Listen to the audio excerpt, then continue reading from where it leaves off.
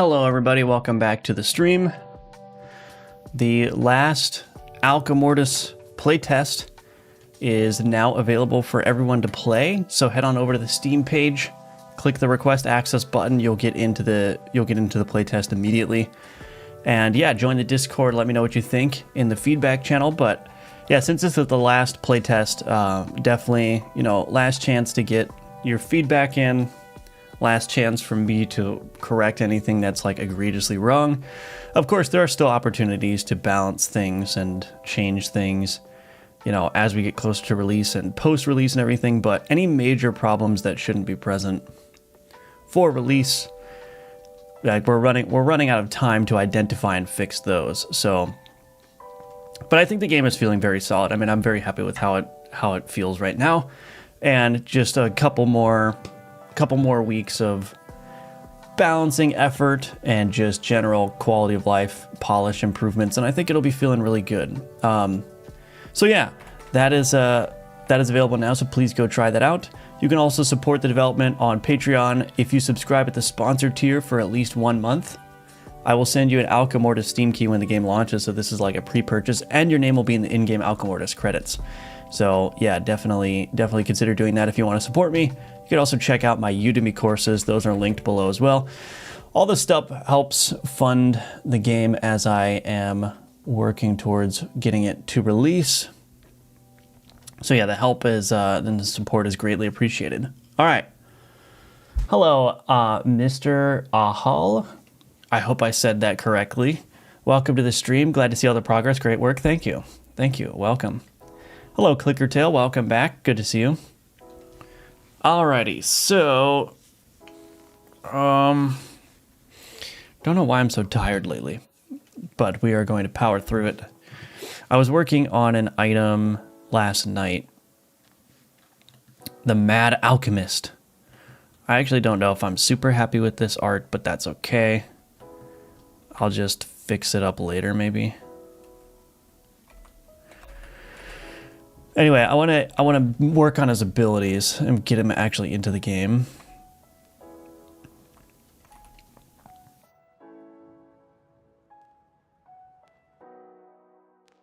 Okay, that looks better to me. I don't know if I want to change anything here. I mean, these are a little bit weird, but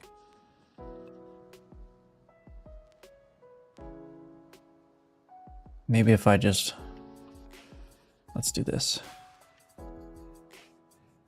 Oh, that looks a little bit better.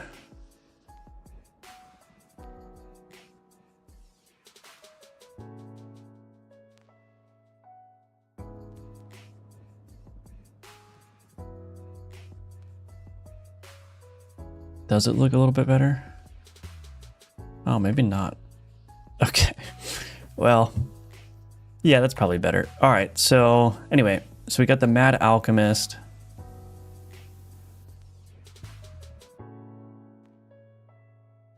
I think it's okay. I mean, it's acceptable, I think. It's acceptable, I think.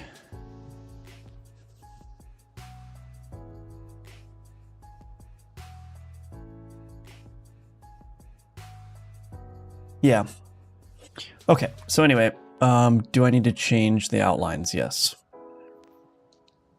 So the idea behind the Mad Alchemist here is it is going to be an item that rewards you for doing any kind of like self-damage or self-status application.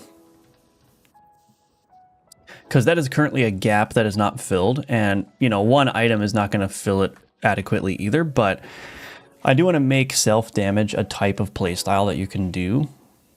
So if you just do damage to yourself, or if you apply poison to yourself, or, because one of my goals too is with the corrupted abilities, I want to make players able to like jujitsu the corrupted abilities and use them in their favor.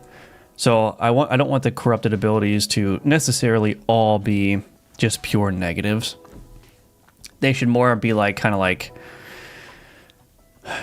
slight annoyances that you could actually turn into positives with a proper build. But anyway.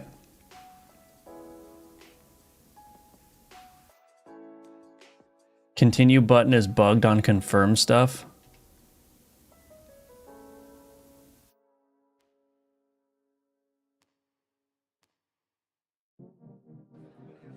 Did you update the game? Or did you just launch, like the game has an update, you're gonna need to update it. Otherwise, I don't know why that's happening. You could also go to your app data folder, go to the Alchemortis playtest. Actually, no, I don't really understand. I don't really understand why that would be happening. Because this playtest creates a new created a new playtest directory in your app data folder, so it's called Alchemortis playtest, and that should be empty, which means there should be no save file. I mean, we could just verify that really quick. So I'm gonna go to my app data folder, %app data. We'll just check this and make sure there's not a problem here. So I go to app data, I'm gonna delete Alchemortis playtest. Okay, and then I'm gonna go to my Steam library. I hope there's no iffy games in here. Alchemortis playtest. So we'll run this. I shouldn't see any continue. That works. There's no continue here.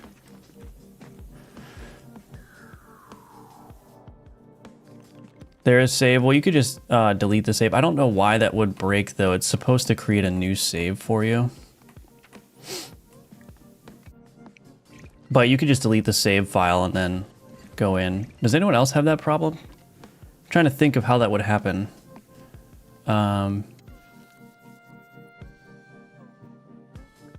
Save migrator. So can I look at the file history here? So timeline. Version 9. So that was 2 months ago.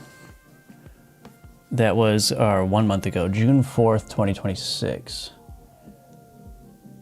Yeah. Oh, the other thing I need to do.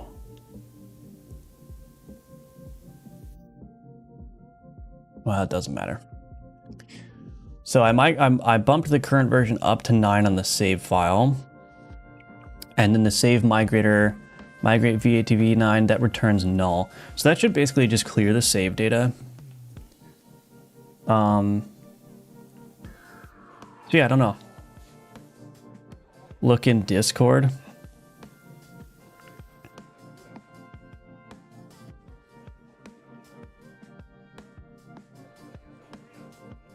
Oh, that continue button. Are you on an ultra wide monitor? Did you try restarting the game? Why is that happening?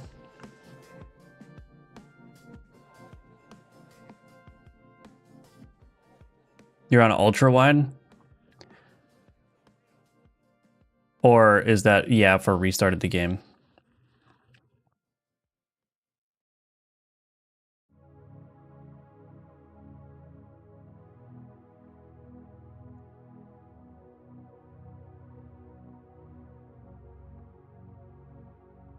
You're on ultra wide.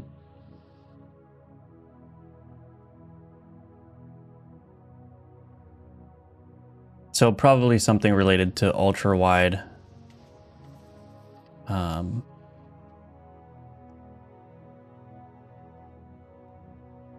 Ultra wide full screen, maybe? Skip menu off.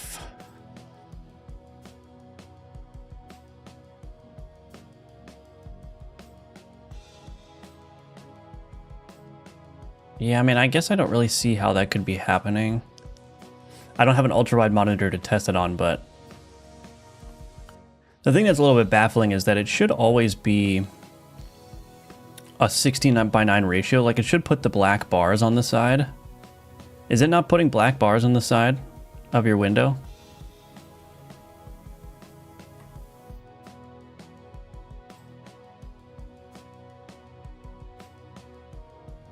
It's not? Okay, well, maybe you have, I don't know. That shouldn't be the case at all. So I don't know, do you have any like software or other things that are like forcing the app to be ultra wide?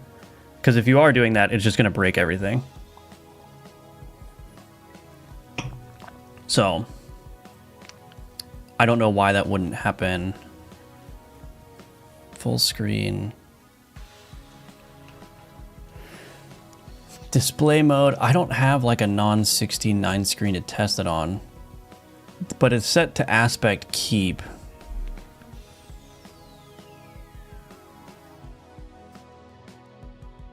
I'm not changing the aspect mode.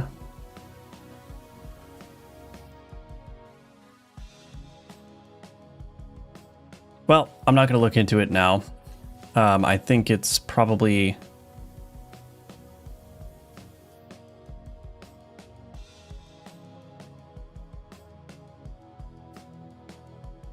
probably something specific to your configuration, but if somebody else has an ultra-wide monitor, they can let me know.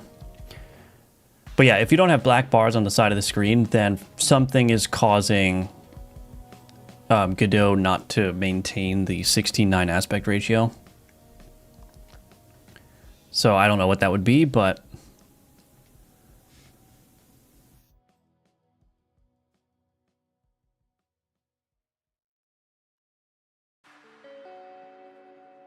let's see.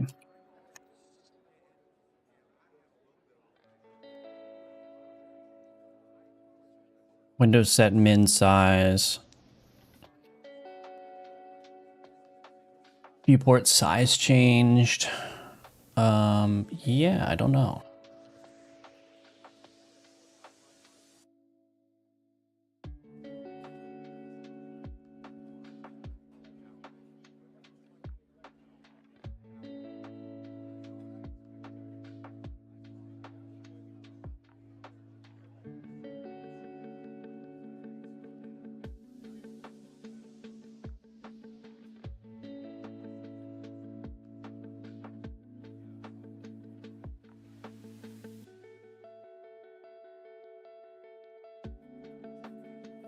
Therefore, make sure the project supports multiple resolutions when enabling. So regardless of platform, enabling full screen will change the window size to match the monitor size.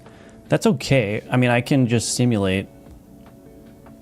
I could simulate an ultra wide by just stretching this out like that. And that works. Like the black bars are there. Thank you, Brahm Builds. I appreciate that. So the issue is that totally not brain rot. When he goes into the game with ultra wide, this continue label is like off over here somewhere or something. So basically the continue text is not inside of the button, but totally not brain rot also doesn't have the black bars on the side of the screen. So yeah, if you just want to check those two things and see what that looks like. The game should be preserved 16:9 aspect ratio regardless of your monitor size in full screen mode. So if that is not happening,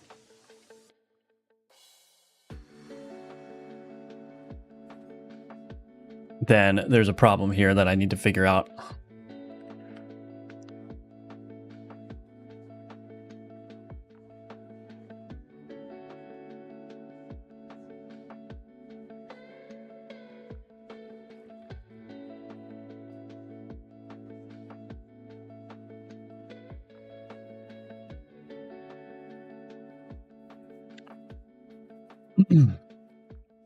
Okay, anyway, we don't need to dwell on that for super long.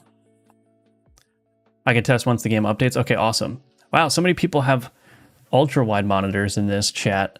Oh, I guess my audience disproportionately has ultra wide monitors. Isn't it like it's a very low percent of the Steam user base that has that, right? Steam ultra wide monitor percent. Oh, dang you, Google.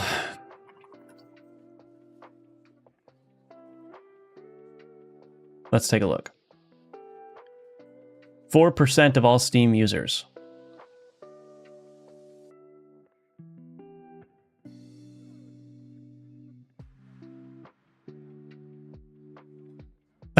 Hey, Ungy Bungy, welcome. Hey, I did add an artifact in your name. We had an agreement. I added an artifact in your honor. The wedding ring, or it's a ring of departed lovers. I even put the word lovers in there for you. Look. Oh, I already had one. Ring of departed lovers, look. See, I did it for you. I did it for you. For me, it works great. The button is rendered correctly, and I have black bars on the side of the screen. Okay, awesome. Thank you for verifying that. Anthony, what was the issue on ultrawide? Ultrawide is that first window, the first like little dialogue window that you see. It's basically just saying it's a playtest. Anyway, we want to make sure that that's centered in the screen, that the button renders correctly, the label, the continue wording isn't off somewhere else, and also that the 16:9 aspect ratio is preserved and you have black bars on the screen in full screen mode. So if you want to just check all those things, I mean, basically, if you just want to check that the aspect ratio remains 16:9 and has black bars on the sides of the screen when you're in full screen on an ultra wide, that would be great. My hero. I kept my word, Ungy Bungy. I kept my word. You were so persistent, so I had to add something. Thank you, Snupbill, for the IDR 10,000. That's very much appreciated as always. Thank you, thank you. I hope you guys like the playtest. Put a lot of effort into this one, and it's going to be the last one, so I want you, before the demo anyway. So the next time you'll be able to play Alchemortis will be when the demo is available publicly on the Steam page. So yeah, last opportunity to get any of your major feedback in. I'm feeling good about the game generally, but you know, you never know. Works fine here. Thank you, Anthony. I appreciate that. Updating LinkedIn to Firebelly's muse and co-creator of Alchemortis. Okay. All right. Whatever you say. Posted in Discord. Let's see.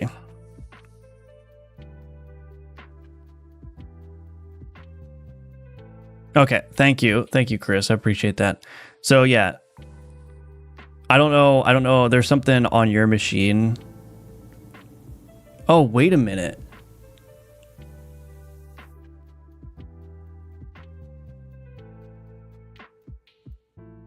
Are you using a right to left language? Are you like Arab or something? Totally not brain rot. Are you using a right to left language? It looks like everything is like rendering reverse.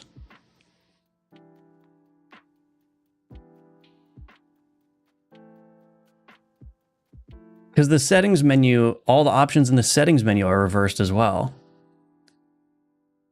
Yeah, Hebrew. Okay. All right. Well, I don't know why is that happening? And how do I even test that? Okay. All right. So we've got something to test. Right.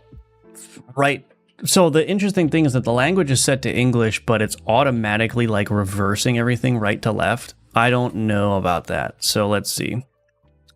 Oh goodness. This is the very first time I've ever had to deal with right to left language in Godot. Right to left language. Here, let me blow this up. Breaks all kinds of layout. I may just do a blanket disable of right to left languages if I can, because the game is definitely not built for that. Oh, shoot. I have to finish the Mad Alchemist before I fix that, though. So is there a way to uniformly disable right to left? I don't even know where to begin with that. I don't even know where to begin. Oh, we're going off on a side quest now. I'm just going to Google it. How to globally disable right to left language support Godot. Don't tell me I have to go into every single scene. Oh, here we go. Interface editor. Internationalization. Okay, let's take a look. Layout, rendering, force.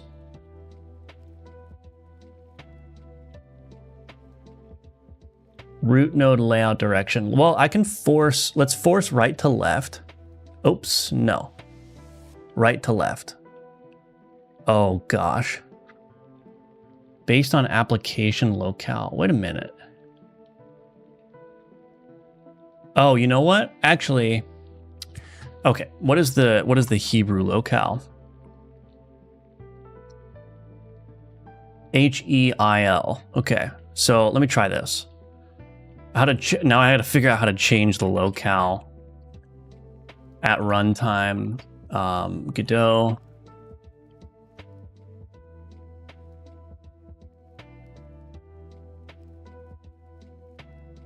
Take a look at this.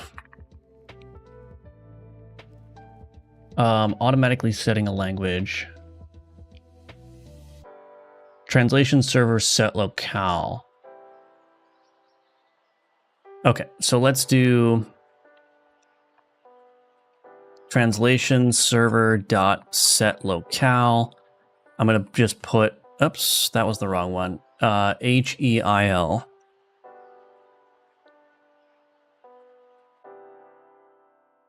Okay, let's see if I can reproduce that now.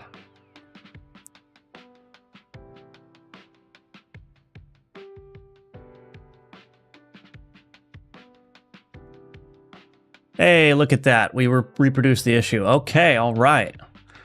So it wasn't an ultra-wide issue at all. It was right to left language. Oh gosh, everything's flipped. Oh my gosh, that is completely broken. All right, we're gonna fix this. The unfortunate thing though is that I have a... Shoot. The Mad Alchemist is in the master branch, and it's not finished. How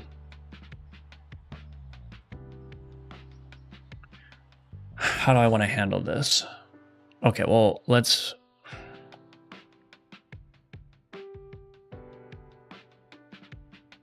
Anyway, I think what I can do is I can just set const string default locale equals EN-US. There's no other language support right now, so I'll just force this to EN-US for everyone. And then I probably won't end up supporting right to left languages. I don't know, we'll have to see what the publisher wants to do, but set up locale. So the other interesting thing about the locale stuff is that C# has its own locale setting.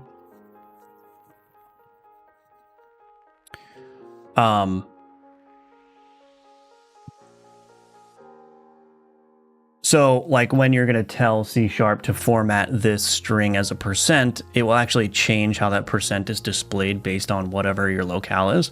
And of course, by default, Godot and C#, they use whatever your system locale is. So I have two things I need to change anytime I want to change the locale, which makes sense, but yeah, that's just something. I'm gonna request access to the playtest after the stream. Awesome. Linux, which is weird already. I think editor can force that state to test. Yeah. Thank you. Thank you. Hello, Emerson. Welcome. In CSS, there's this concept called text start. Yeah, Godot has something similar, but how does the resurrection altar work? I should make this clearer, but basically you have to sacrifice, you basically have to fill at least 6 cells in the resurrection altar. And then once you've filled at least 6, it will destroy all of those items and then give you a resurrection stone. Even as a right to left native myself, I've always refused to implement support for it in my web apps. It's hell on earth. I'm playing the playtest. Thank you, GD Crazy. Made a skeleton dragon legendary and upgraded him a lot, so I'm worried I'm going to lose it. Oh yeah, you don't want to... The resurrection altar destroys things, yes. Missed the publisher news. Congrats, thank you. Okay. So if I force the locale to EN-US, that should hopefully fix that issue. So I'm surprised no one brought that up that issue before. But anyway, I'm also going to just do root node. I'm just going to force this left to right. We're going to force it to left to right. So even when, well, yeah, that just changes the node layout, I think. Let me just make sure I didn't break anything. So we're also going to force, so in the event that, you know, the locale is set to Hebrew or, I don't know, one of the Arabic locales, it won't mess with the layout at all, which is very important. Okay, so now I've got to do some surgery here. The Mad Alchemist. I guess what I can do, let's just do this. Okay, let's do, yeah, I need to keep that. So let's put this in here. Oh, shit.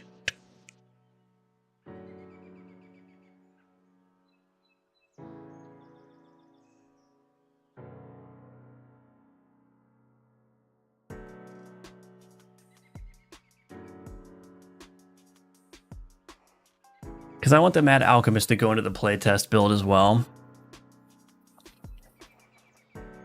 But I don't want to commit the Mad Alchemist. Okay, let's do this. Work on Mad Alchemist. Okay, fix right to left language layout and force locale to EN-US.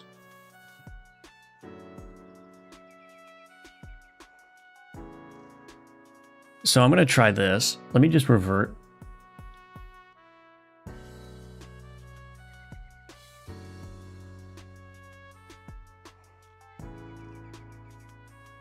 Do I need to revert it?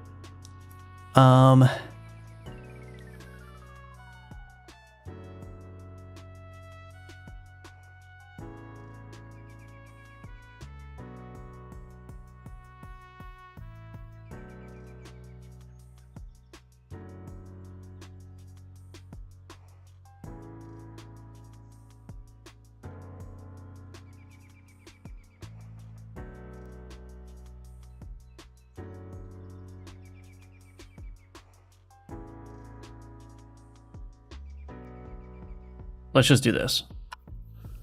Export public bool is in development.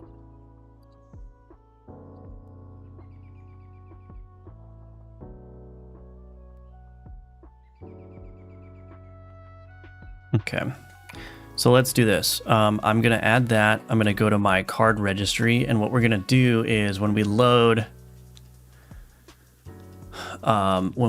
up all of these things, if resource is training dummy or resource ID or resource.is in development, we're just going to skip. So we're just going to completely exclude it from the registry. And that should hopefully work.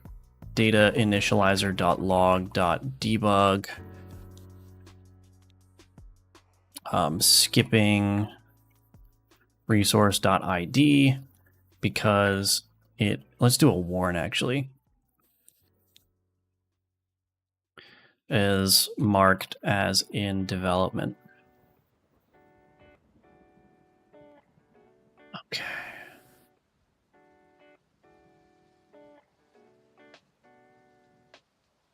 I probably should create a playtest branch, but that's okay. We'll do that later. Okay, so skipping resource ID because it's marked as in development. I have to really make sure that this is not going to break anything. Can the character body 2D work for a horde of 200 enemies? Probably not.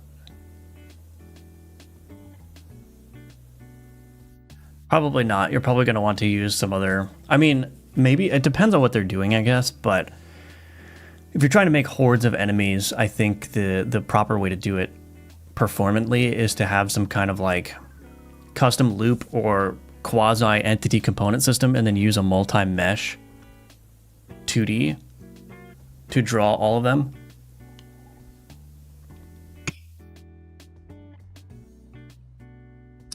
You can decompile pretty easily the project. Yeah, I know that. I don't really care. If Slay the Spire devs don't care, then there's no reason I should care. A lot of people who would buy a Steam game in the Middle East region have their computer in locale set to English. That's why you might not see many reports about it. Good idea to force it. Yeah. Yeah. But I want totally not brain rot to be able to play as well. Okay, so let's go to Mad Alchemist. We're going to mark this guy as is in development. Okay, let's run the game.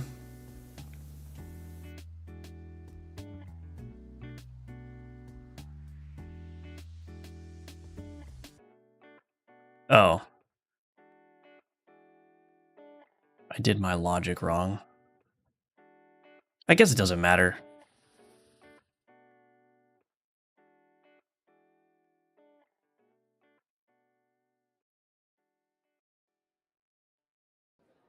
So unlocks, everything should look good. Now I'm going to reverse the logic because I'm actually curious to see what would happen. I should only see the Mad Alchemist now.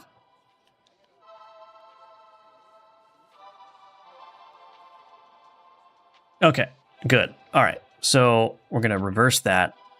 This is very, very... I want to make sure that this is not going to break anything.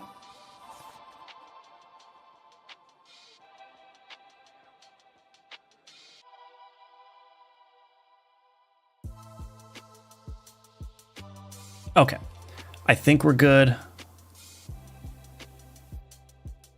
Oh, that's not great, actually. I'll have to fix that. Don't pin tooltip to side of board in unlocks. Screen. It's not that big of a deal, but probably want to do that. Okay.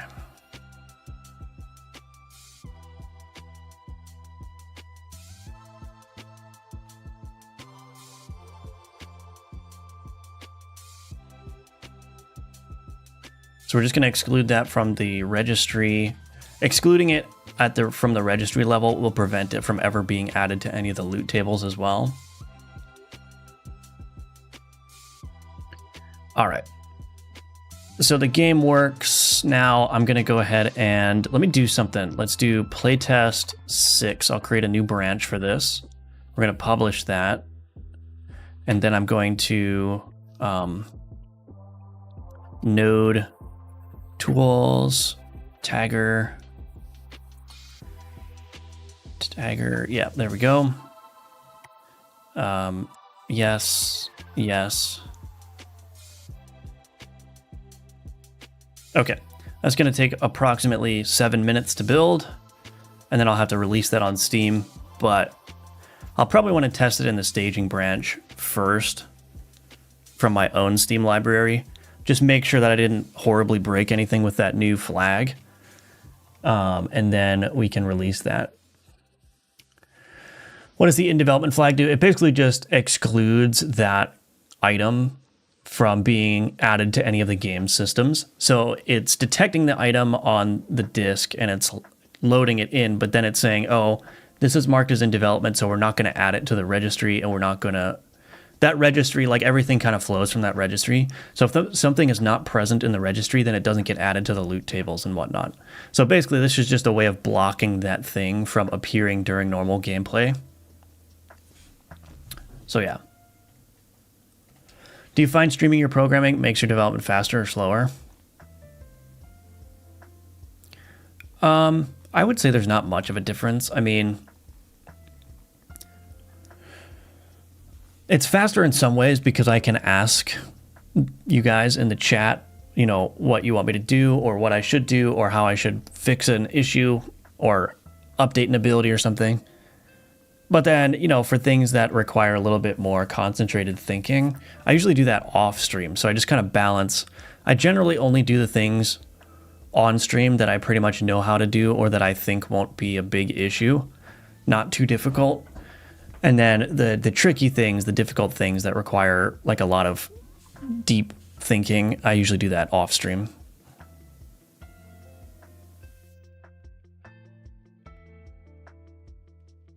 How do I save every variable I want and need in Godot JSON? So like, is dash collected? I don't know what you mean by dash collected, but I mean, yeah, you have to construct your own object and then reconstruct your game state from that object. So it's basically your job. Like, you need to be the one that determines what data needs to be persisted to the disk. And then you are also responsible for loading that data from the disk and then recreating the game state from that data.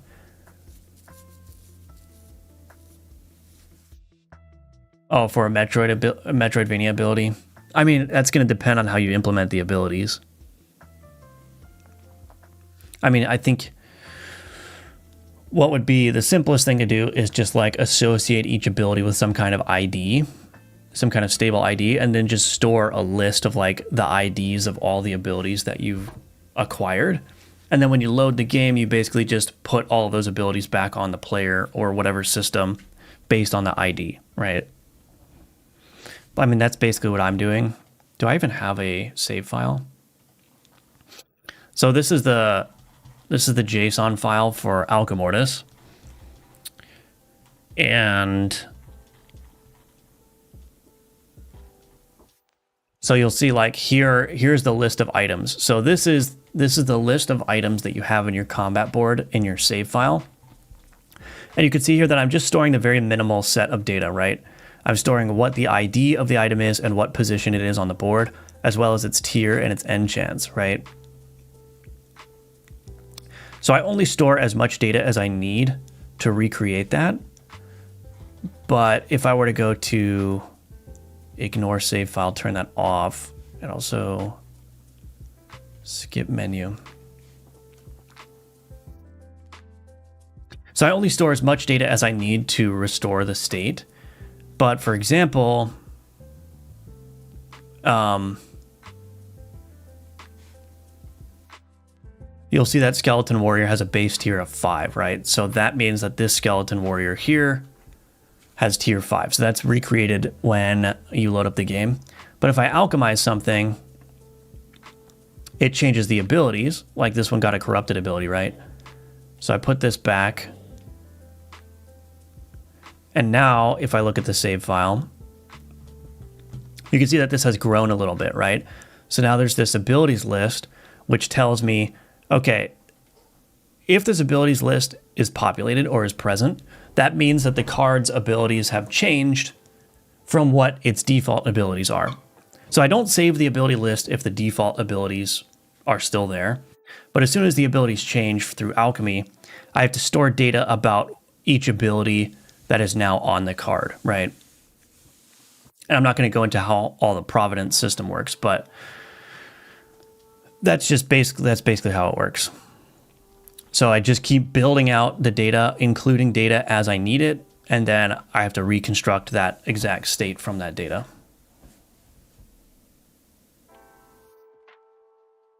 So I basically got an area 2D, you go to unlock dash, and it does dash collected equals true.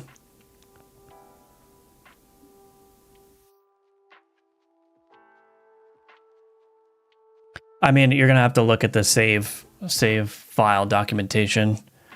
Like, there's no correct way to do it. There's no like out of the box way that Godot is going to save all of the data that you need for it. You are the one that has to go through and identify what data in your system needs to be persisted, and then you are also going to be the one that has to be responsible for reconstructing the game state from that persistent data. And there's 1,000,001 ways to do that, and it's completely dependent on like how you've implemented your game. So all I could say is just identify the data you need, write it to a dictionary, store that as JSON in a file, and then when you load the game, you're gonna have to basically reverse that. Parse the JSON, and then make sure that you read every piece of data from that JSON and restore the game state as it needs to be. It seems like a cool way to start with a specific build, just edit the JSON file. Hello. First of all, I forgot to say hello to you, Tim Kreisman.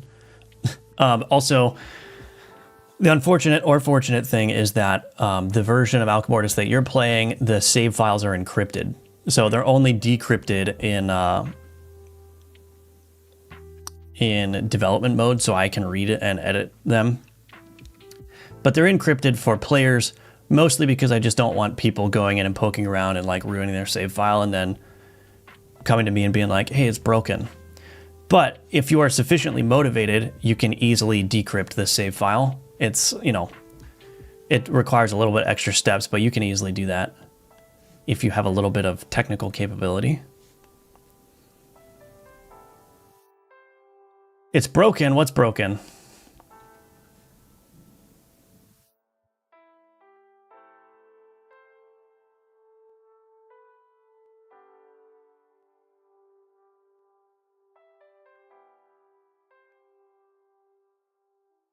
All right, I'm just checking on.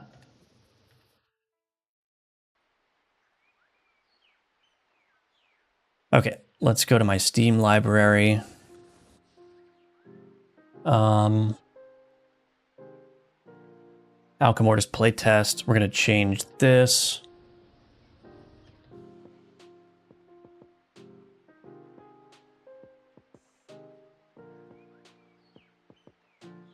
Okay, so we should be on 13.9 or 19.39.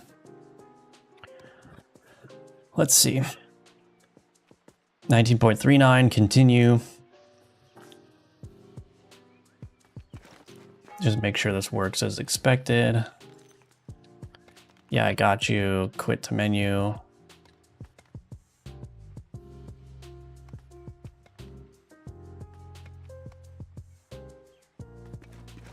So this is the version of Alchemortis from Steam. Just testing on the staging branch, make sure everything works good.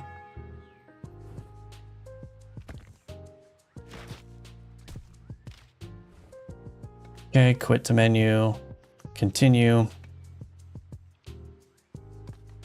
Go to my unlocks. Okay. All right, I think we're good. So I'm gonna go ahead and just push that all to Steam now. So bear with me, sorry about that. I was not expecting that issue to pop up. So I'm just pushing all the versions to Steam now. I can't show you the Steam backend, unfortunately, but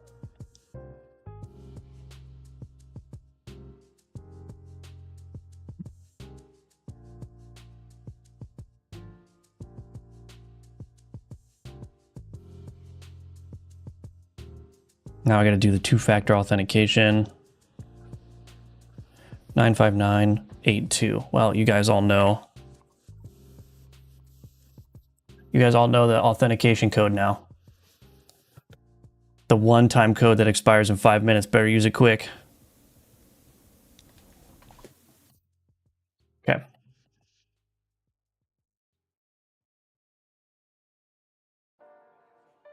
Nothing? Oh gosh. Thanks for giving me a little mini adrenaline spike, Emerson. Appreciate that.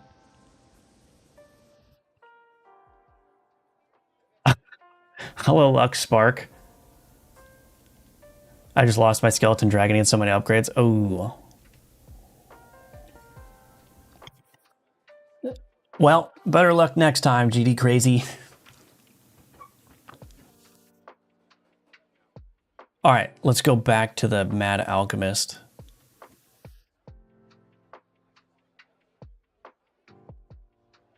So yeah, if you want to totally not brain rot, you can... I think if you just do a verify integrity of game files, that should pick up the update and then it should be fixed for you.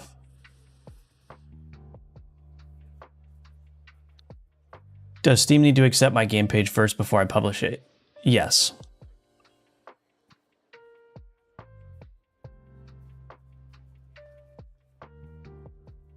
Oh, gotcha. I got you.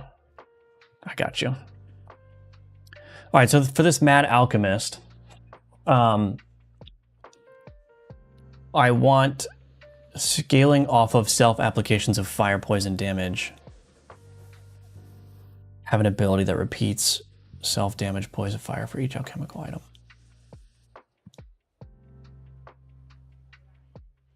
Yeah,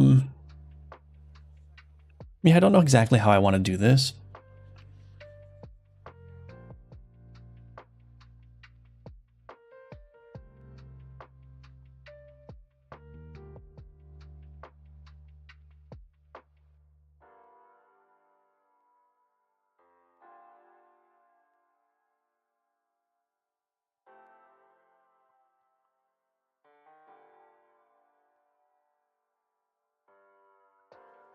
Okay.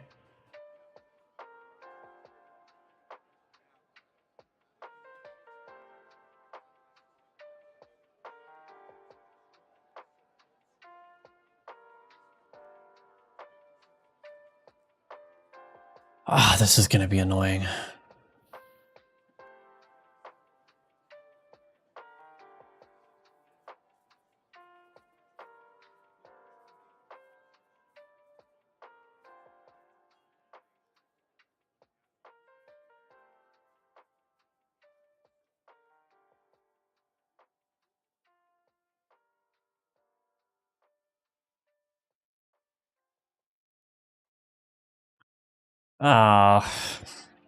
Okay. Well, this Mad Alchemist is going to be a little bit weird, but...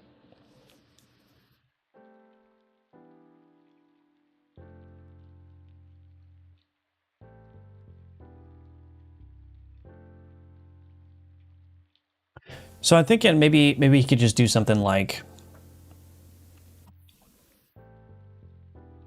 For every instance of self-damage or self-poison or self-fire taken...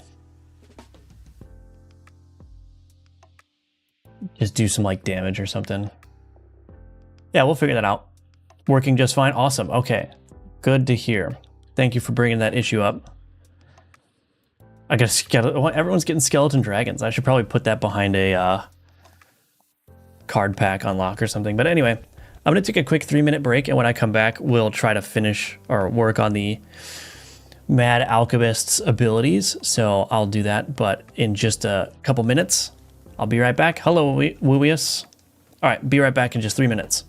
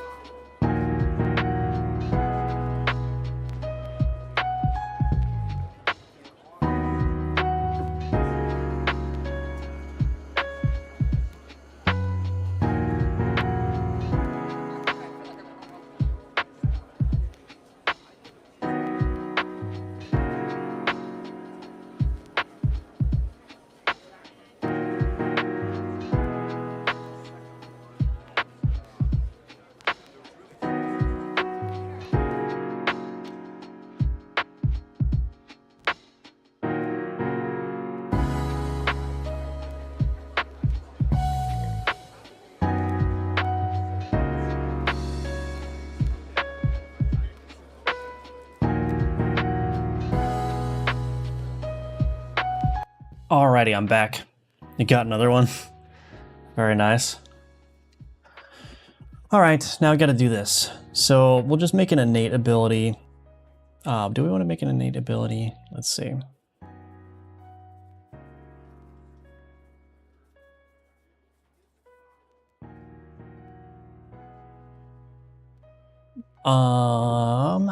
Fudge.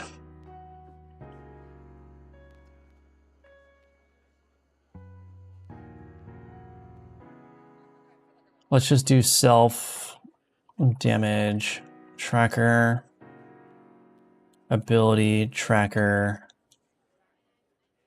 for self, for type damage.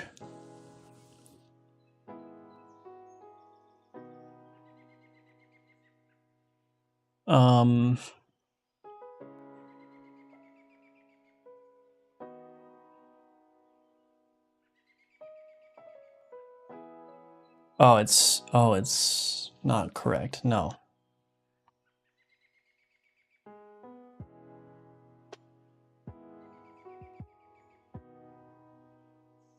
So we need an additional filter.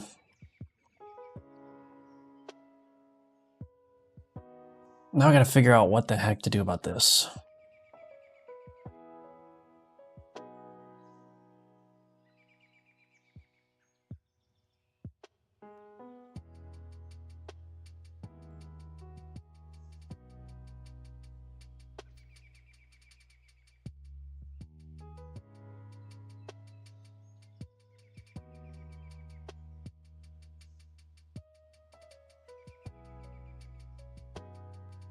I don't have a way to look at target self.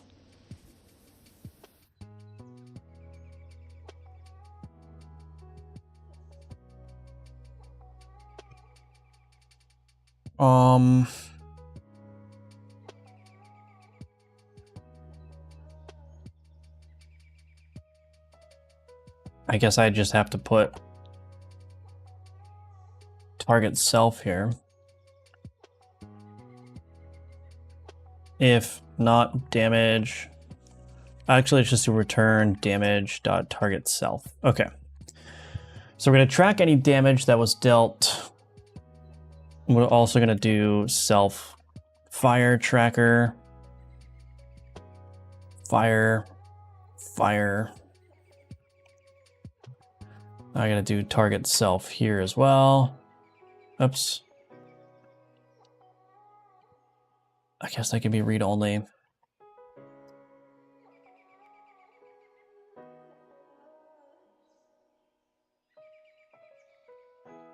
Okay, and then we'll do poison as well.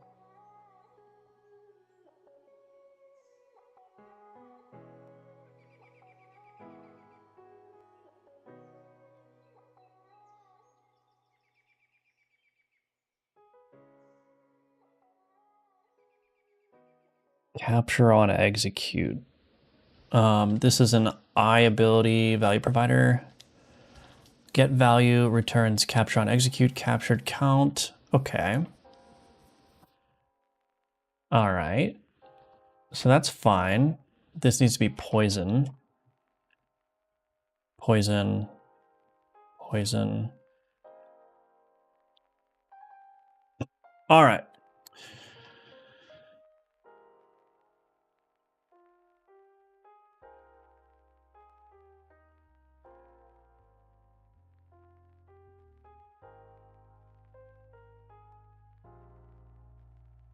So what do we want this guy to do? Is just plain damage good, or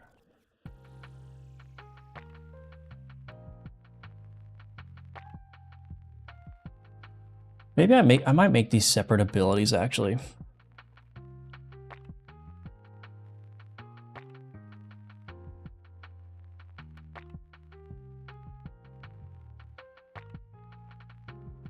Yeah. Let's do self damage tracker.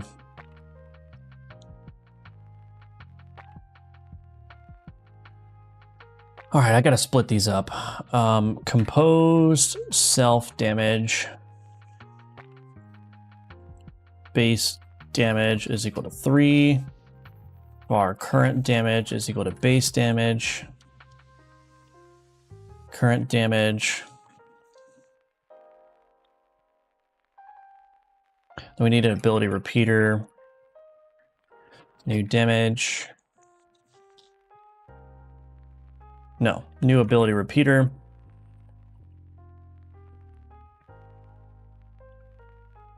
Damage execution count func is self damage tracker dot get value.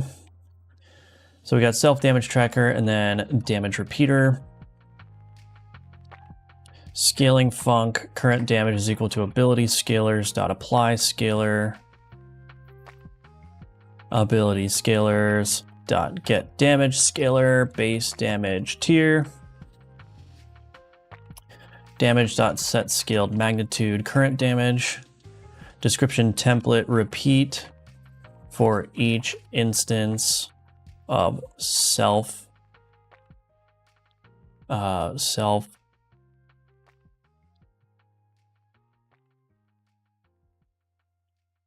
keywords dot damage. What the heck? Dot damage dealt. Deal 1 keywords dot damage. Okay, and then this would just be, oh, this can be 0 actually. Current damage. Key, this is a repeat self damage.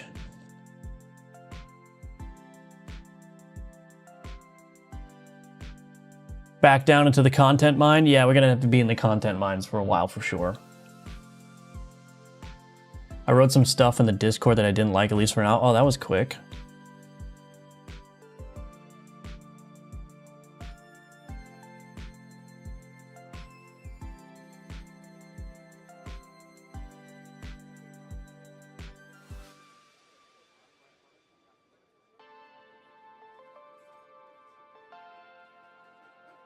The Windows key doesn't open anything. You can't Alt-Tab. I wonder, I mean, maybe I shouldn't use exclusive mode. Maybe I should do...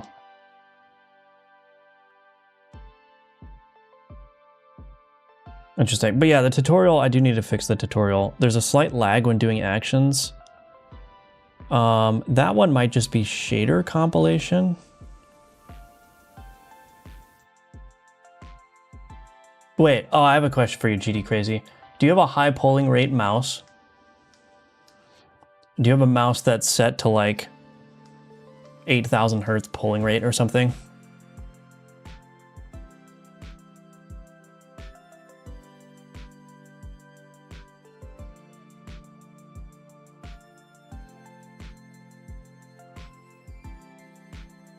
Okay.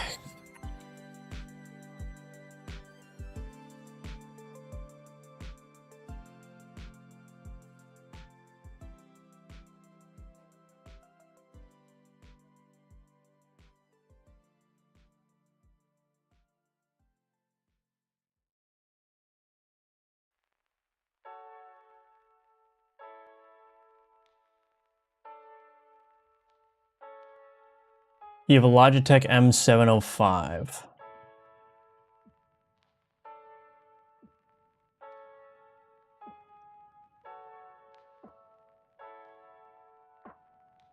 No.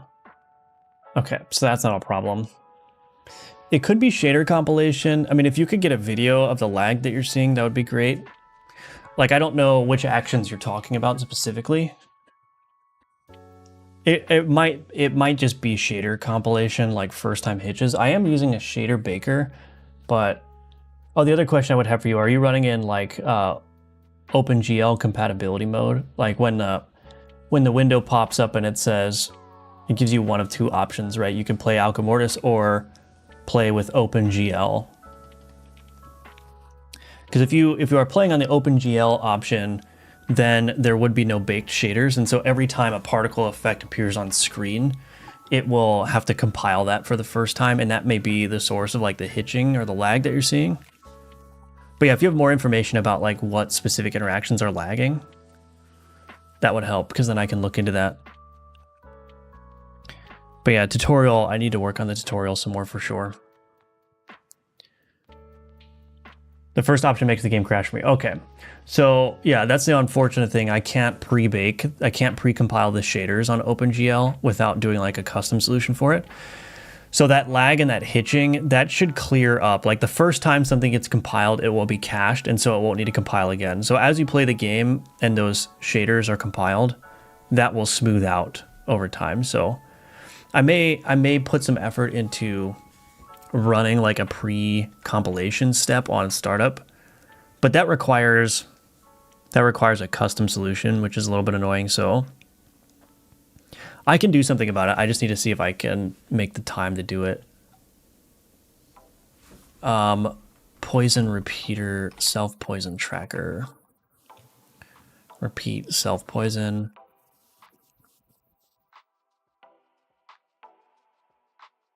Self-poison applied. Apply 0 poison.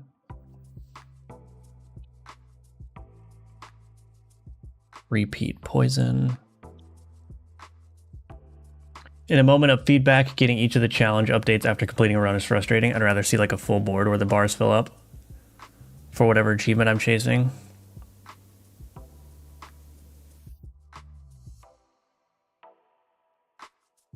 Well, you can see all of your challenge progress from the unlock menu.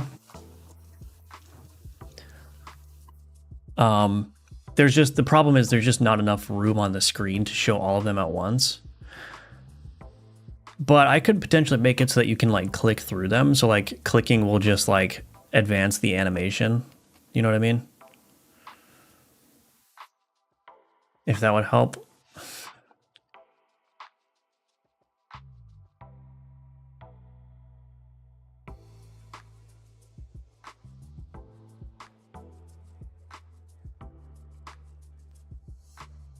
Well, I'm glad so far that the negative feedback is about little quality of life things. I'm glad the feedback is not, this game sucks and I'm not having fun with it.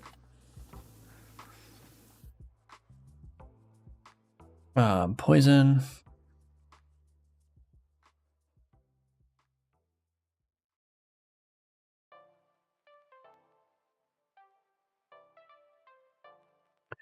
I mean, there could be a way to genericize this so I don't have to repeat this every time, but it's fine, I guess.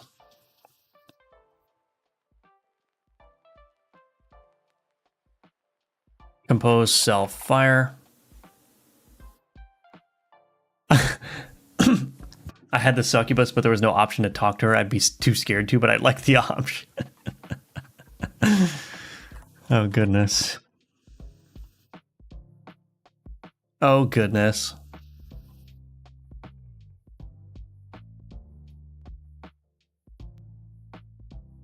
I don't think it's generally a good idea to interact with succubi, but, you know, you do you, man.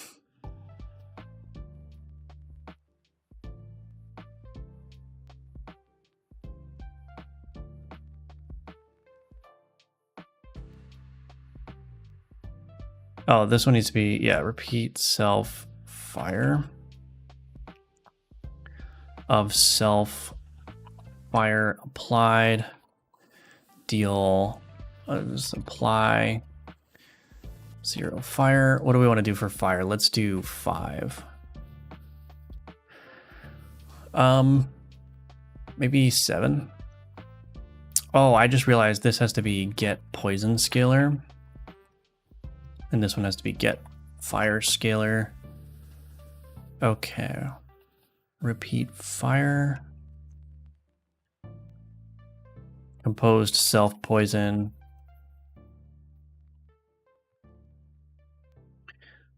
Or we're just gonna stack this guy with abilities, I guess. We also have to test this. But anyway, I'm gonna remove these guys from there. All right, let's take a gander. So project, well, let's build first.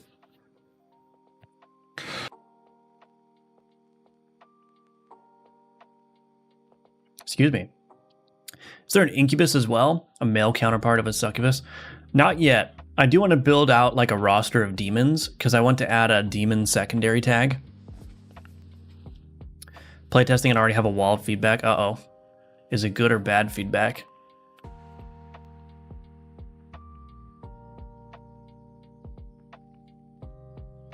Uh-oh.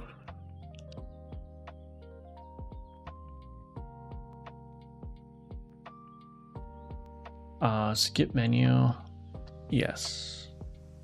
Enable test player cards, Mad Alchemist, ignore save file. Lots of good, a few nitpick. Okay. I mean, I'm just joking. Like if you don't like the game, please let me know. Please tell me why you don't like the game. If there's frustrating parts, please tell me. Like I want this game to be as good as it can be, as good as I can make it within reason, within my own capabilities. And because I think that's largely going to determine how successful the game is. Like if there's a bunch of UX things that are really annoying that are turning you off from playing, like that is stuff that I want to fix for sure. I don't like the game. There's no romance option. Here we go. Here we go. The romance meme is here to stay, I suppose. All right, so build the translations, go to the game. Okay, so alchemy, negative, corrupted abilities, self-fire per item above. Is there a reason why this isn't? Oh, I marked it as in development. Oh, I need to change that. Card registry. Resources is in development and not game debug.is debug build. Is OS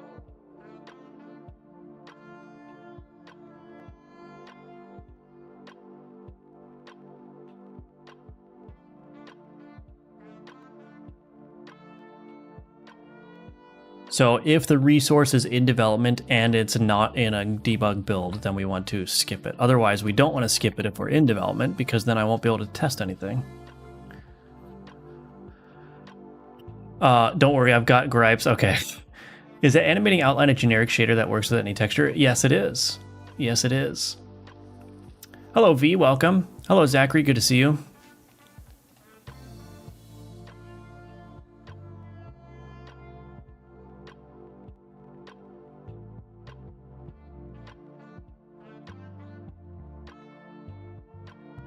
Repeat for each instance, deal 3 damage. Repeat for each instance of self-poison applied. Apply 5 poison. Repeat for each instance of self-fire applied. Okay. So now we can do add corrupted ability self-fire per item above. Is that right? Hey, got it. So I should see this guy. Son of a biscuit. Training dummy. Now I gotta do all that all over again. It's okay.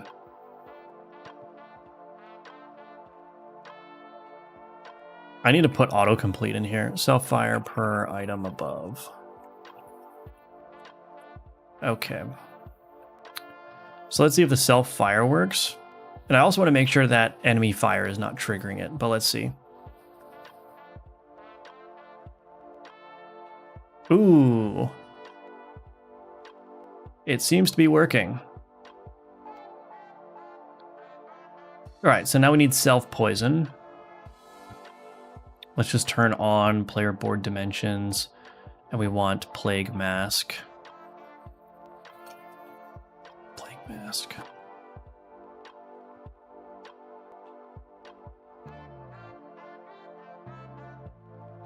I have some other changes I want to make too. We'll see if we have time to do that. Apply 4 poison to self. So this should apply 5 poison. So let's see. Oh, I guess the plague mask. Why is the plague mask so slow? I might change that. But anyway. Okay, that worked. And then self-damage, we're going to test it with the Cursed Figurehead.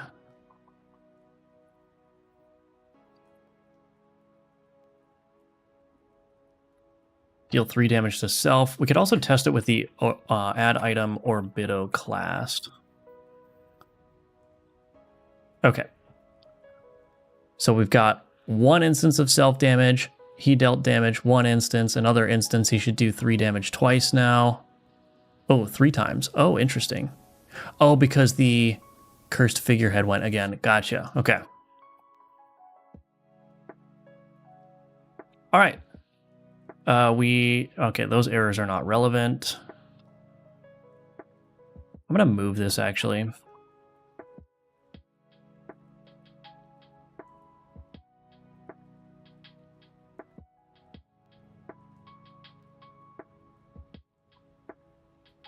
I don't like those warnings appearing for the training dummy in the God mode. Okay. So now I'm going to change my training dummy. We're just going to make the training dummy apply fire. So let's do, damage, ability builder dot fire 1. Okay. Hello, welcome back. Giving the game a try now, and anecdotally it feels a little overwhelming. Yeah, I mean, I don't really know what to do about that, to be honest, because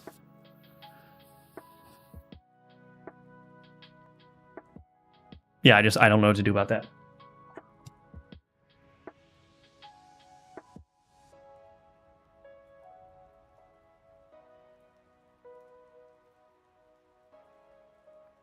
I assume it's a matter of making the first encounter scripted and skewed to teach the player the mechanics.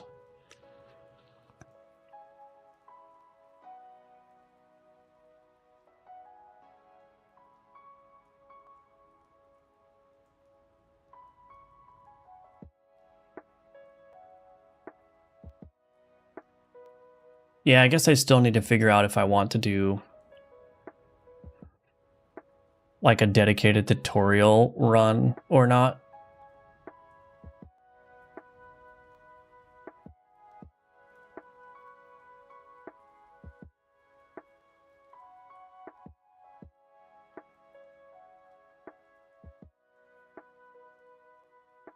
Okay, so that is working.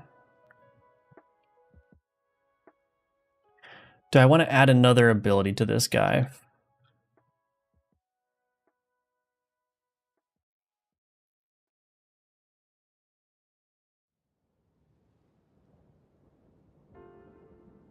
Are all my ability scalars correct?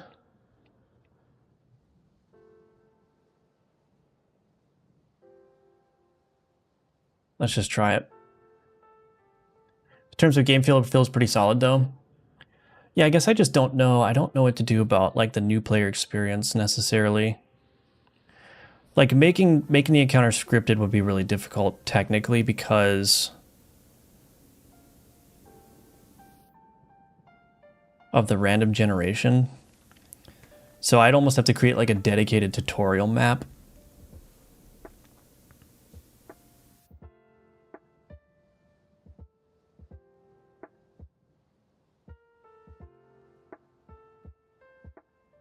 Yeah, I'm not sure.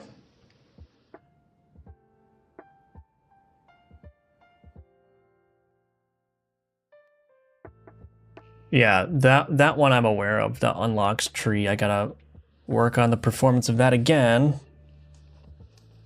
It's just always something.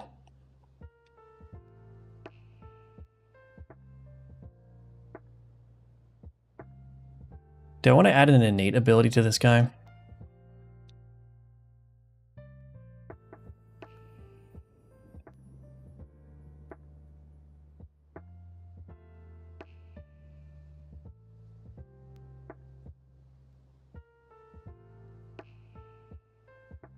Or should I make all of these innate?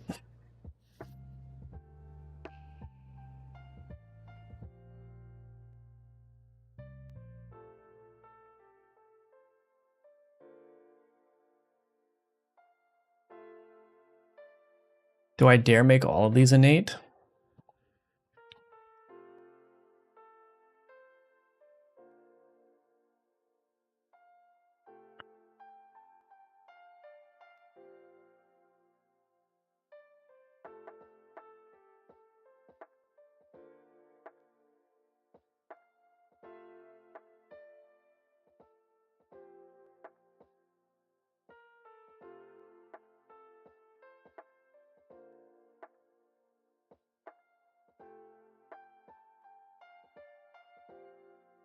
I don't know.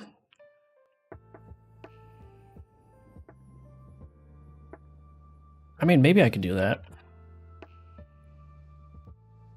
Kind of feels weird for all of these abilities to be innate, but it could work. I'm going to make these all innate, and then I'm going to override the abilities, base ability slot override. So he should have 4 ability slots. Let's give him 6. Turn cooldown, let's do 48. Minion ritual, let's do a 15% critical chance and a 6 critical bonus. We'll unmark it as is in development.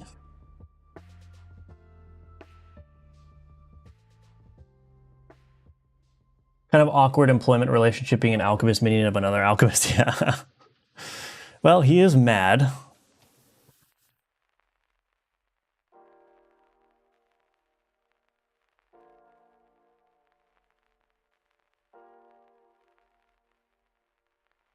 Oh, these need to say...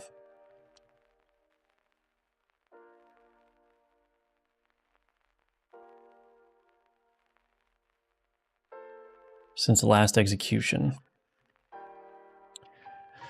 What is the game about? Hello, Red Eagle. Alchemortis is a dark fantasy roguelite inventory management auto-battler where you use alchemy to create your own builds and synergies.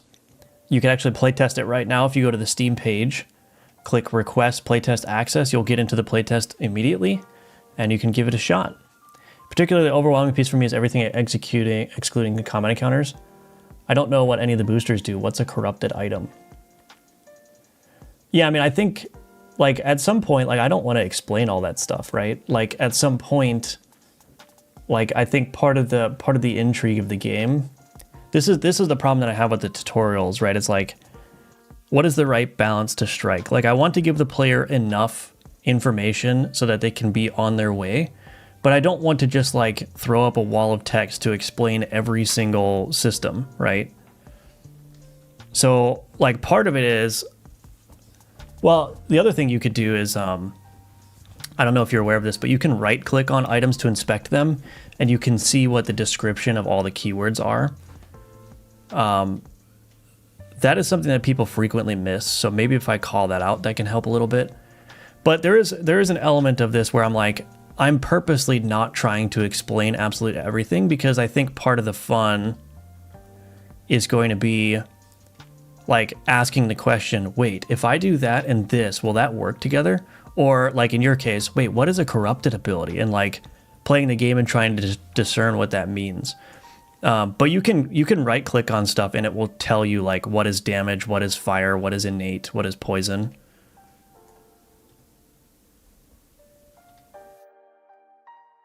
So yeah, that's the struggle that I've been having with the tutorial is like, what is the right balance to strike? And I think it's going to vary to some extent by player as well.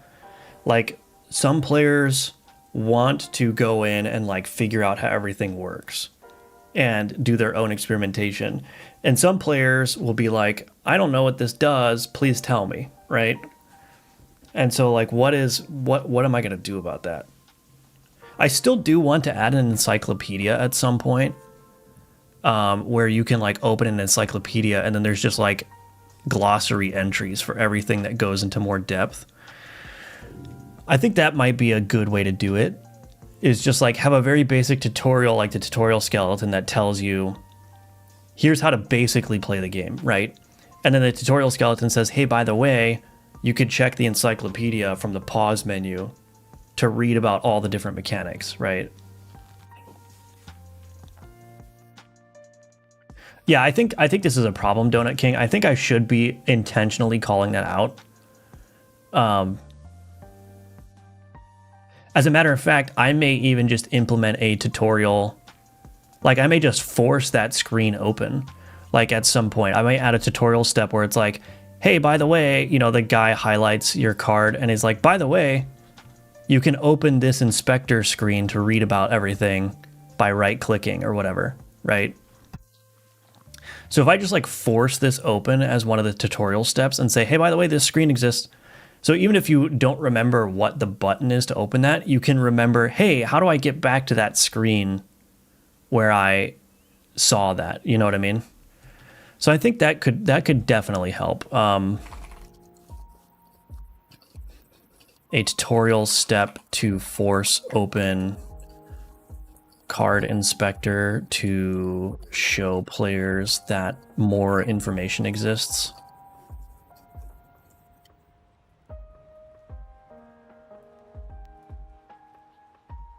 And then I also want to do backlog, encyclopedia.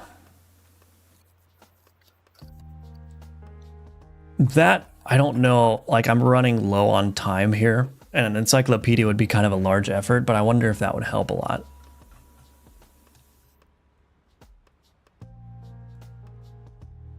Another public playtest, right? I'm muted so I can't hear. Yes, that's right. Like Alchemy, I'll take a look in a few hours. Thank you, Red Eagle. Seems the game has changed a lot. Yes, indeed. Hello, Rookie Tookie. Like Minecraft recipe book and inventory. Yeah, something like that could work. So yeah, I think, you know, the remaining issues with this game, aside from like minor balance issues, I think the remaining issue is like, I still need to nail down player education and player experience stuff. And also like there's a bunch of quality of life things that need to be done, right? Bunch of UX stuff, but I hope I can get all that ironed out by the demo.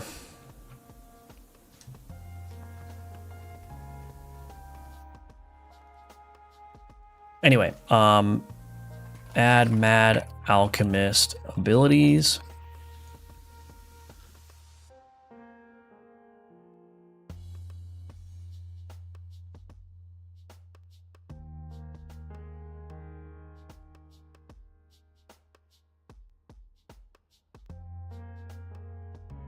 I really don't know.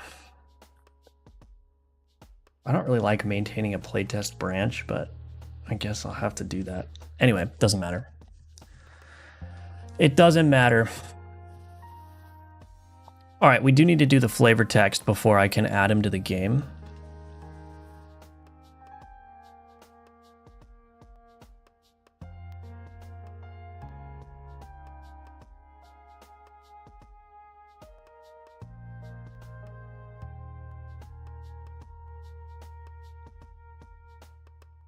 Something about like, he's slowly gone mad over decades of alchemical experimentation.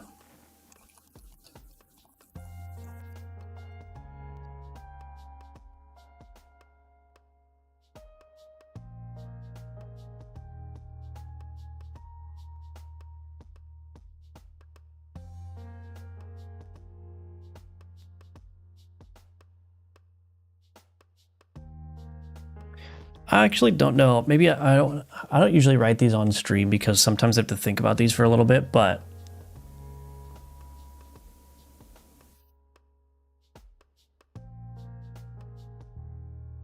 with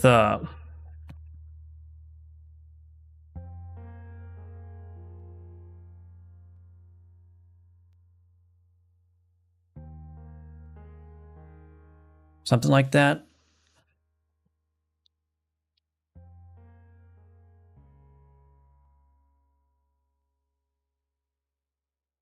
Let's get rid of that. Just do experimentation. He's slowly gone mad over decades of experimentation. Let's not get rid of that. Let's do he thrives in the chaos of destruction with wanton disregard for his own well-being.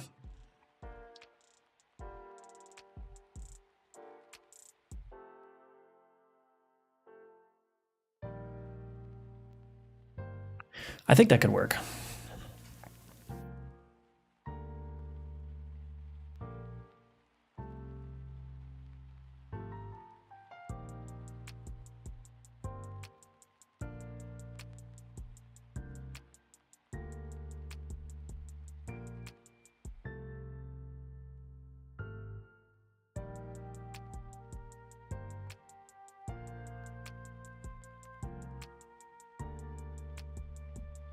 Okay.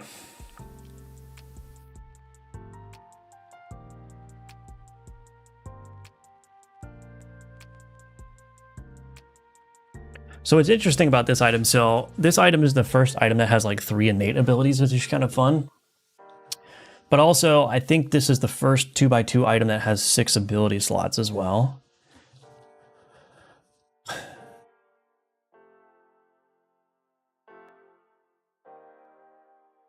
So yeah, this I have a feeling this is actually going to be a really powerful card in the right circumstances.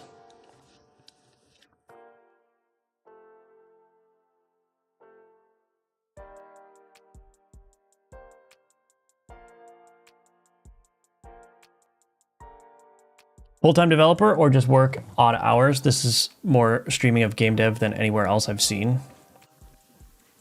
I am full-time on this, which I don't want to give you the wrong idea. I'm not profitable right now. My income versus my expenditures is in the negative.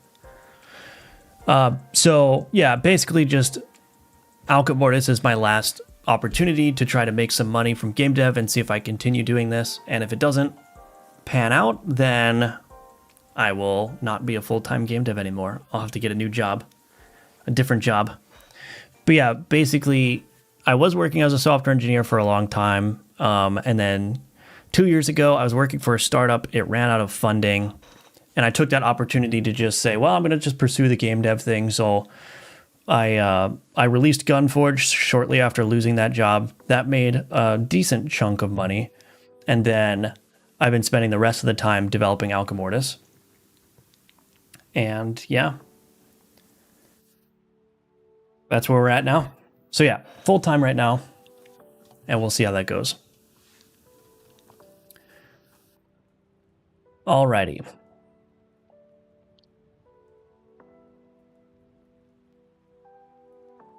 So I have kind of a dangerous thing that I want to do, but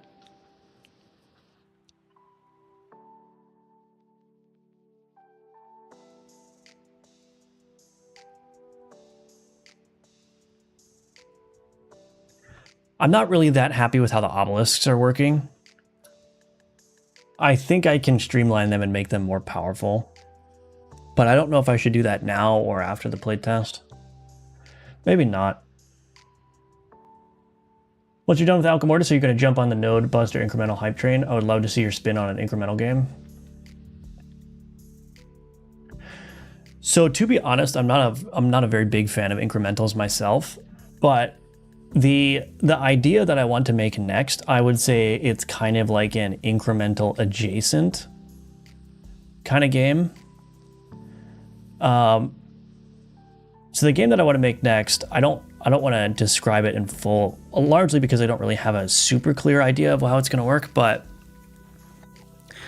the next game idea is going to be like an incremental adjacent roguelike, which basically means that during the run, there are going to be incremental elements to it, but the entire, like, it's just a roguelike. So it's incremental, but for that run, and then you start a new run and you do it again. So it's still a roguelike because they're easy to make, and I'm starting to get a handle, I think, on how to make compelling roguelike gameplay. But it's not just a number go up game. It's going to have elements in similar with Alchemortis, like putting a build together and getting your synergies down and everything.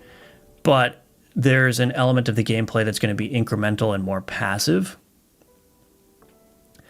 So it's almost like imagine Vampire Survivors, but you don't directly control the character. That's kind of like in the same vein as the kind of game that I want to make next. So if you think of a Vampire Survivors game where you don't control the character, what does that become? It basically becomes an incremental game, right? Like you get experience over time, and then when you hit those level ups, you invest in the power. It's just you're not controlling the character directly. So anyway, that's all I'll say about that, but that's kind of the idea that I have. I want to see how that works. There's a big mechanic that I'm not mentioning, which will make sense, I think, when I start prototyping it. I hope that Alchemortis does well enough that I can at least spend like another year working on that game, because I think it would be really fun, especially in the prototyping stages, to stream that development. But yeah. What was your biggest takeaways from Gunforged? Playtesting. Playtesting probably was the biggest one. There was a lot of problems with Gunforged that could have been resolved if I had done more playtesting, and got more community involvement in terms of like feedback and development. So I've done 6 playtests now for Alchemortis, and it has made a huge difference in the quality of the game. So that was the big thing. The other thing too that I learned from Gunforged is that the theme is very, very important, right? Like Gunforged didn't really have a strong theme. It was basically just a bunch of mishmash, hodgepodge stuff thrown together. And I think it's a competent game. I think it was the best game I could create at that time based on what I knew about game development, but the theme is really, really important. Like even during the early stages of Alchemortis when the gameplay was kind of bad, people almost universally said that the art style was very intriguing, or that the world that's being presented is very intriguing. And I've had several people even ask if there's going to be like lore and everything. So the theme is like a huge piece of like why the game is appealing to begin with. So even if you do have like a competent game loop and competent game mechanics, if the theme is not appealing, then people are going to be turned off. And it kind of sounds obvious, but it's really not. One of the weirdest things that happened with Gunforged is that several people told me that they didn't like the main character. So for context, Gunforged is just a twin stick rogue-like shooter, and the character that you play as is like an old guy. He's just an old guy with guns. And I was like, oh, that's kind of fun. People don't usually play as old guys, and it's like, you know, it's just a vehicle through which you move around and kill things. So like, yeah, we'll just go with the old guy. And so many people, not so many people, but more people than I was expecting said, I don't want to play as an old guy. I don't want to play as this guy. Why are you making me play as this guy? And I was like, I was kind of baffled by that, because I'm like, there's no story in the game. Again, like I said, that character is basically just a vehicle. Like, it doesn't have any gameplay or lore purpose at all. But still, people were turned off by that. And I was like, okay. So that explains why you don't play as old men in video games ever, I guess, because people just don't find it appealing. But also, it was just that extra learning of, actually, the theme is very important. Like, the fantasy that you're trying to sell the player or give to the player is really, really important. So it's almost as important as like nailing the mechanics, right? Is nailing the fantasy as well. So anyway, that's a long-winded answer, but sounds like a lot of fun. Can't wait to see that. All right, thanks. Yeah, I hope I can continue doing this full time and work on that, but we'll see.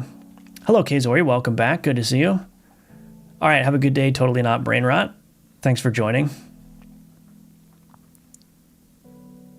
All right, let's add some new corrupted abilities, actually.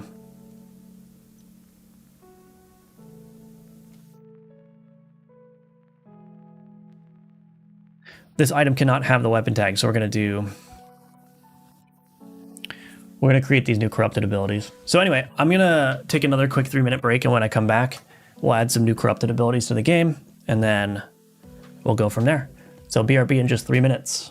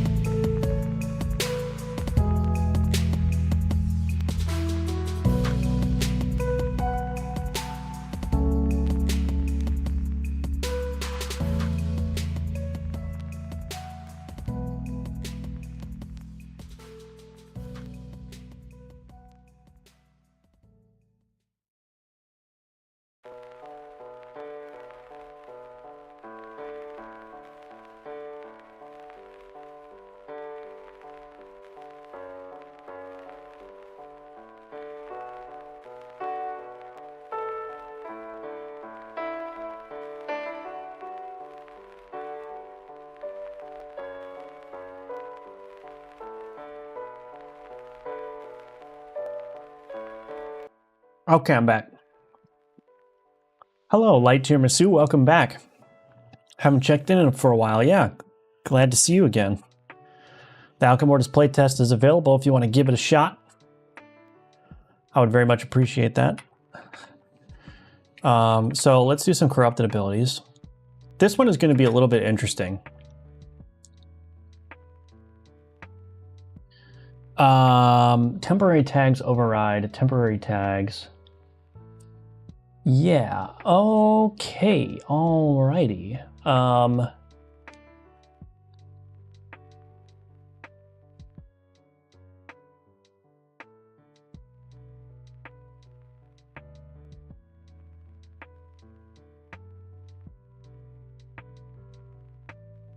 may have to do something public enum modification type is set tag modifier. I think this typically gets set early, update phase early. Yeah, so I think what I want to do, let's do modification type. Let's do add set exclude. Let's change this to modification type. Really? Oh, I can't do that.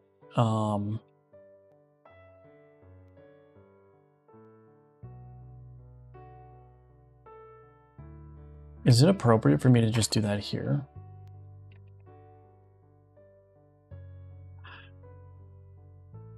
Okay, I'm just gonna, just to be safe, I'm just gonna create a new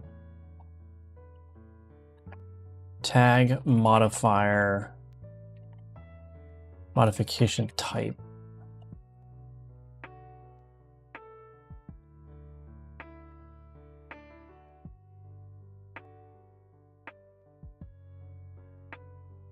Okay, so this would be tag modification. What?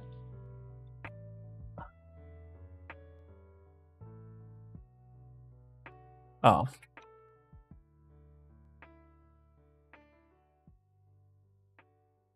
Okay, type is equal to tag modification type dot add.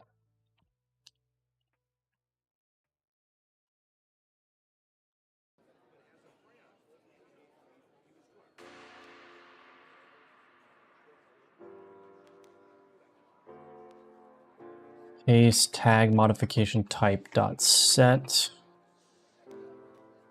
Oops. This one needs to go here. And then this one needs to go there. Case tag modification type dot exclude.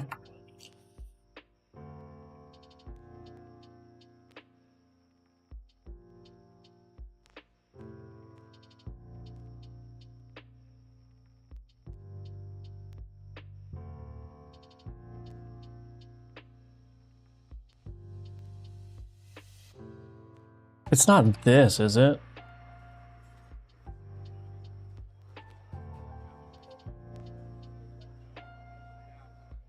I guess I can't do that. Am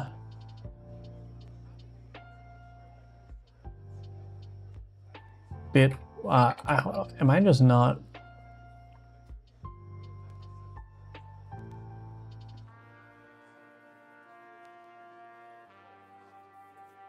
Bitwise and not equals.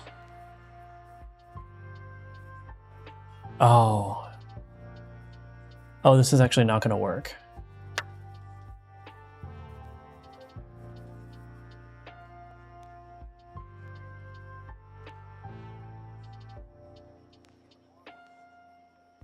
Target dot temporary tags. Wait, can I do and equals that? And then I need to also do temporary tags and equals.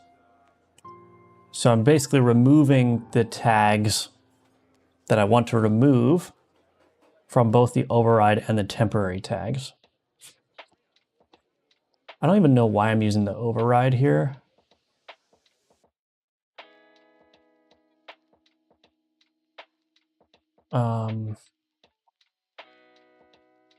Okay, set tag.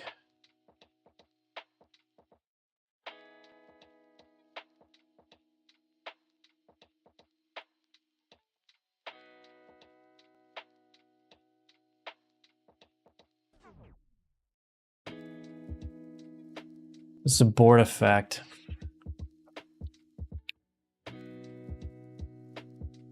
Okay. I'll have to test this with the board effect specifically, but is there a reason why I'm using override instead of... Oh, this is quite a big change to make. Hello, Stray Pointer, welcome. You will try it? All right, thank you, appreciate that. Yeah, I don't know why I'm doing this, actually. Why do I need the temporary tags override?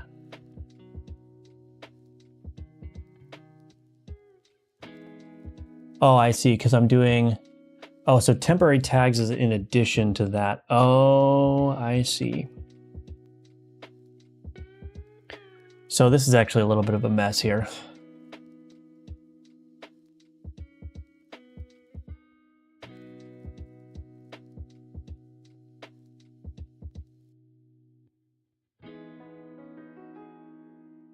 So with this temporary tags value, I'm essentially ORing that with the tags. Oh.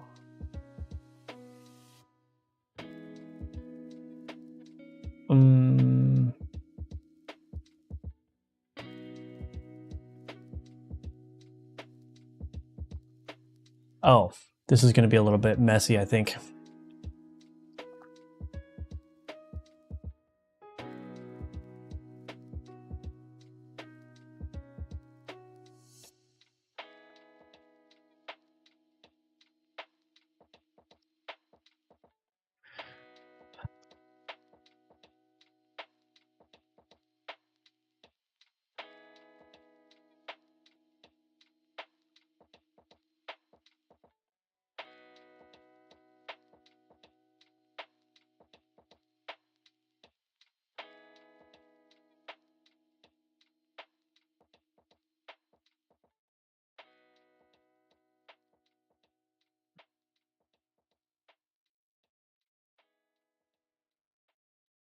Trying to think if there's a way to collapse this all into one set of flags here for the tags, but I don't know actually.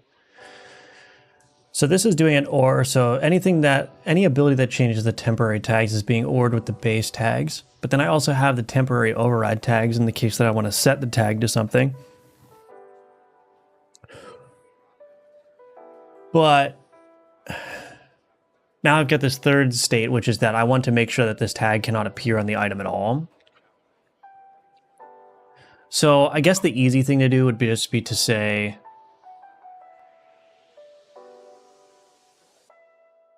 The easy thing to do would be to say public card tag temporary excluded tags. I think there is probably a way for me to merge that into one thing, but I really don't want to mess with it necessarily. So temporary excluded tags is equal to null there. And then in the get tags, we'll say, okay, var combined tags is equal to that. And then we're going to say return, we'll do combined tags and equals excluded, temporary excluded tags. Let's just do this. If temporary excluded tags is not equal to null, we're going to do combined tags and equals the exclusion of temporary excluded tags dot value, return combined tags.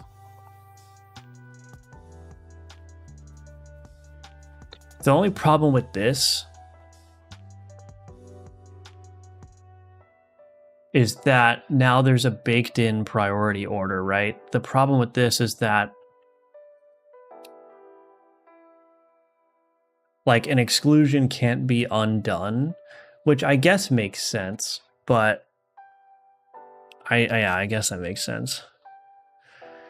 So anyway, and then in my tag modifier, instead of doing this, I want to do target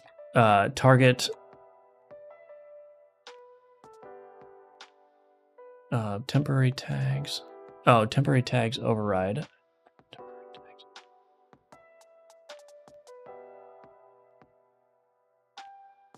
If target dot excluded temporary excluded tags equals null. Excluded tags.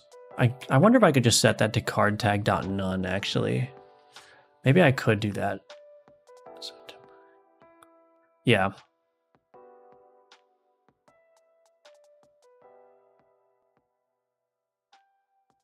Yeah, I think I can do that. So let's just, instead of making this null, let's set that to card tag dot none. And then we can just combine that there. Because if it's 0, then it's not going to flip any flags. So that makes sense. And then here, just set that back to none. Okay. And then in my tag modification, my tag modifier, temporary excluded tags or equals tags to project. Okay. So then set tag, this would be tags, what is it called? Oh. Modification type.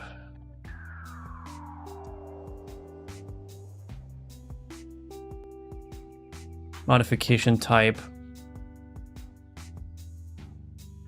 Set.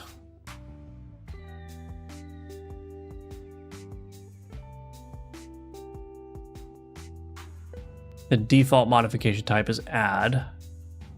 So we're good there. Yeah, okay. All right, so now we'll go to the alchemy corrupted abilities.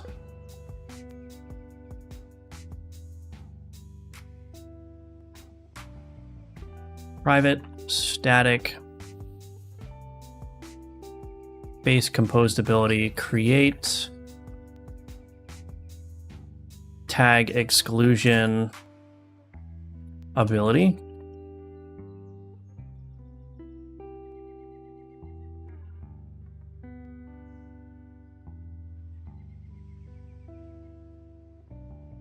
Basically just going to copy this. Non-com, actually I could just return. Okay, self-query, modification type, exclude. Is hidden, is copyable. I mean, is copyable. Yeah, that's fine. Update phase end. Okay, this would be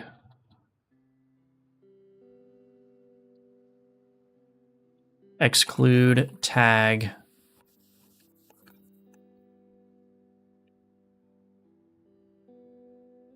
tag.toString to lower invariant. Exclude.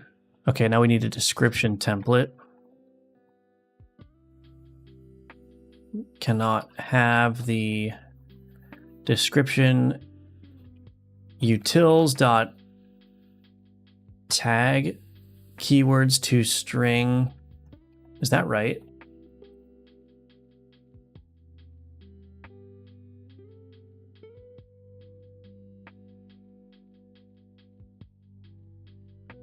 Description translation key. Ability corrupted. Exclude tag dot, actually enchant ID for tag. Yeah, tag to string dot to upper invariant.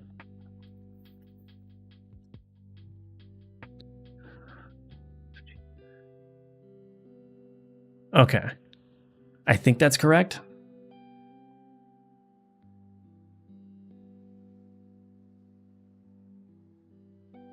For each var tag in enum.getValues card tag if tag equals card tag dot none. Continue. Corrupted abilities dot add. What? Oh, this is an array.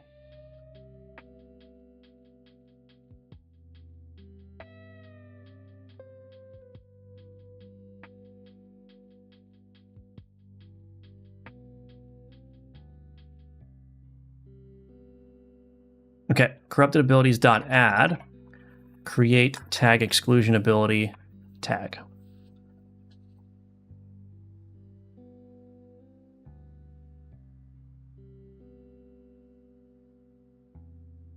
Alrighty. Let's just see if it works. Hello, Kelso. Welcome back.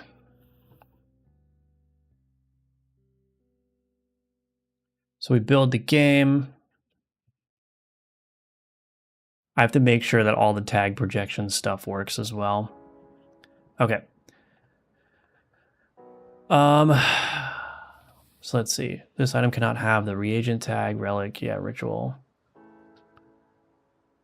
That all looks good. So I am going to need to do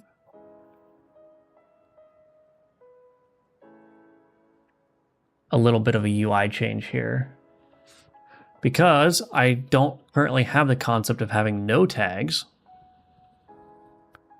which is kind of interesting.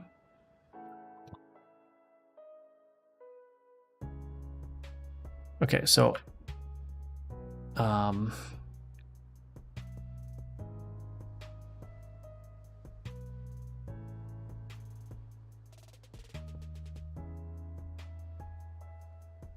corrupted passive. This item cannot have the minion tag. Look at that.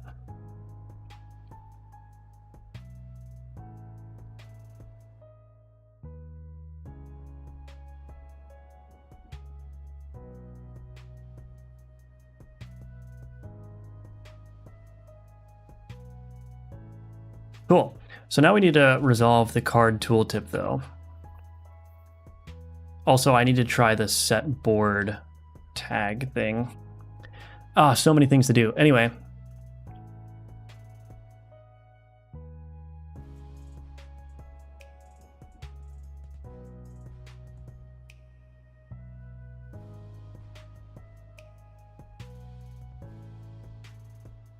Tag margin container.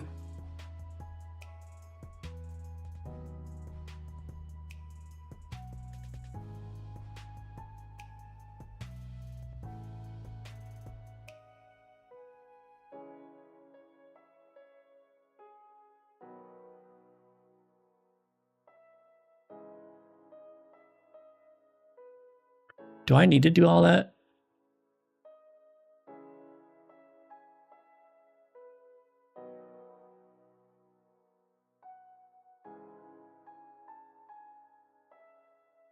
Yeah, I mean, I probably should.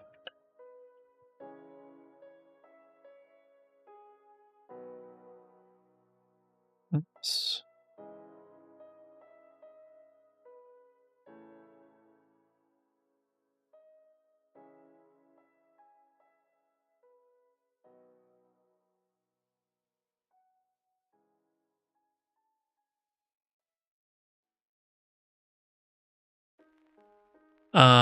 Okay.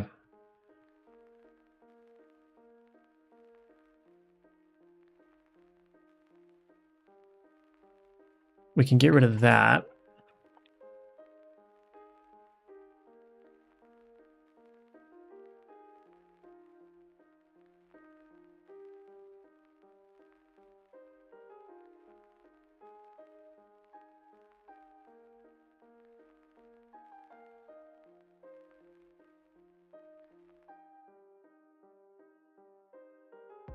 Tag margin container dot visible is equal to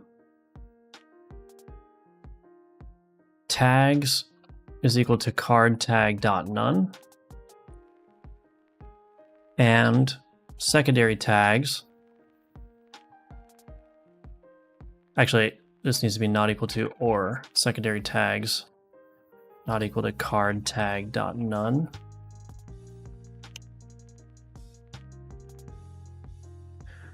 Tag margin container dot visible is equal to true.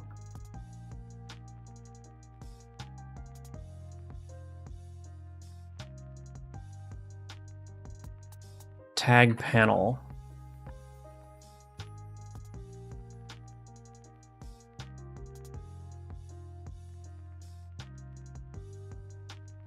Oh, this needs to be secondary card tag dot none. Okay.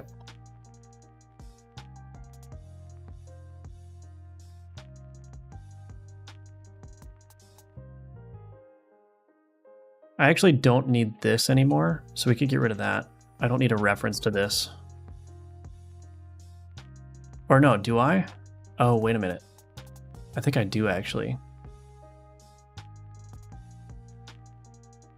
Tag panel dot visible is equal to tags card tag dot none secondary tag panel. I guess I could do this.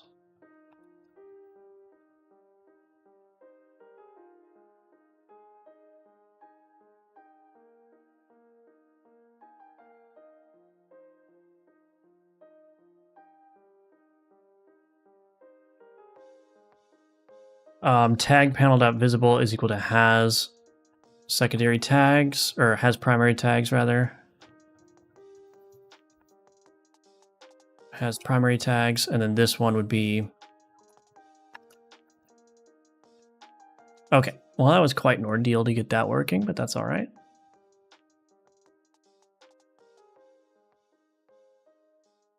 So I got to do the same thing for the panel inspector, but what do you think of making each character start with a unique board modifier? That is something that I actually have planned to do. I may not do it for each character, but yeah, I do want to make that an extra configuration option for characters.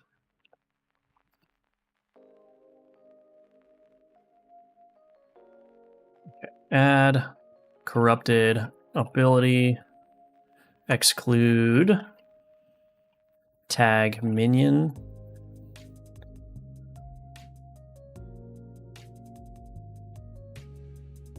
Okay, so that works. And then if I do the cultist, it doesn't add the minion tag to that, which is good. But it should add the minion tag to like the morale. Yeah.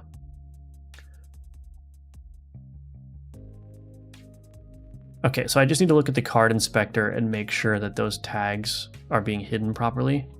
So let's go to the card inspector. We've got the tag container here. Yeah, so I just want this tag container. What type is that? It's an HFlow container. Node private HFlow container, tag container.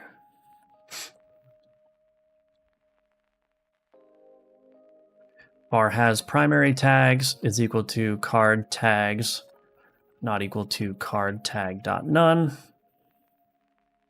This can be if has primary tags, has secondary tags.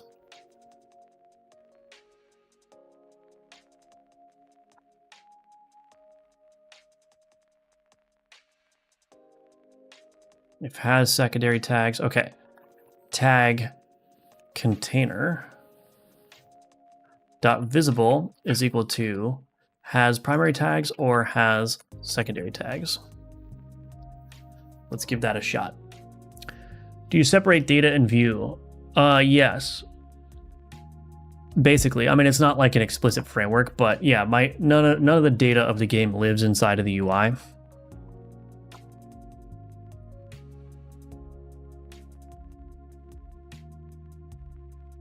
Add corrupted ability, exclude ability, exclude tag minion. So that looks great now. Add corrupted ability, exclude tag ritual. Okay. Cool. Add corrupted ability, exclude tag minion. Oh, that's a problem. It's still showing. It's still showing that. Tag panel. Am I changing the wrong thing?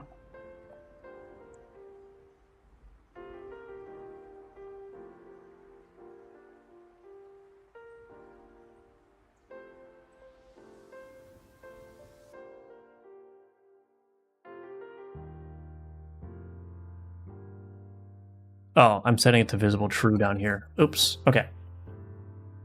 Good thing I'm testing. Hello, Eskeltron. Welcome. Good to see you. Can your commands be undone? No, these cheat commands, no, they can't be undone. Add, I mean, these are only, like, they only take place for the run. They're not permanent. So yeah, there's nothing permanent is happening when I'm running these commands.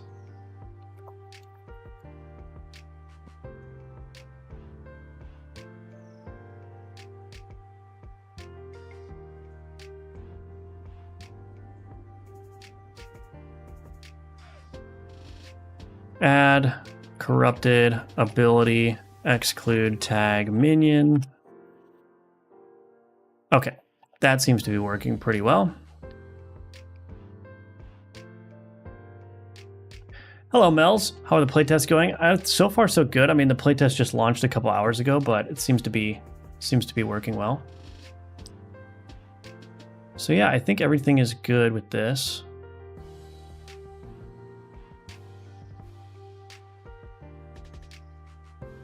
We're just gonna run this again, just to make sure. Okay.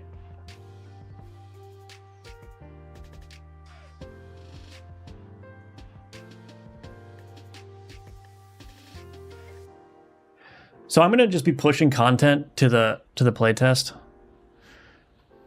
throughout the week because I think that would be fun to do. We won't necessarily do a feature freeze, but oh, did I not increment this? 26. Okay. Are you still using VS Code? Yes, I am. Hello, Code Monad. All right. Anyway, I have a meeting to get to soon that I want to go to. And I'm going to get some lunch as well. But you could join the Alchemortis playtest. It's live right now for everybody. Head on over to the Steam page and click Request Access. You'll get instant access. And there's the whole patch notes here if you want to read through the patch notes. But you could also join the Discord. Leave me your feedback. Let me know what you think. And yeah. Thank you all for watching. Thank you for being here. Hope you have a great day. Maybe I'll do a stream later today, so keep an eye on the Discord for a live announcement. Otherwise, I will see you tomorrow at 10 a.m. Eastern. Okay, bye-bye for now. What time do I usually stream? Yeah, 10 a.m. Eastern time. But you can also follow the Discord. I'll put notifications in there when I go live. Okay, bye-bye for now.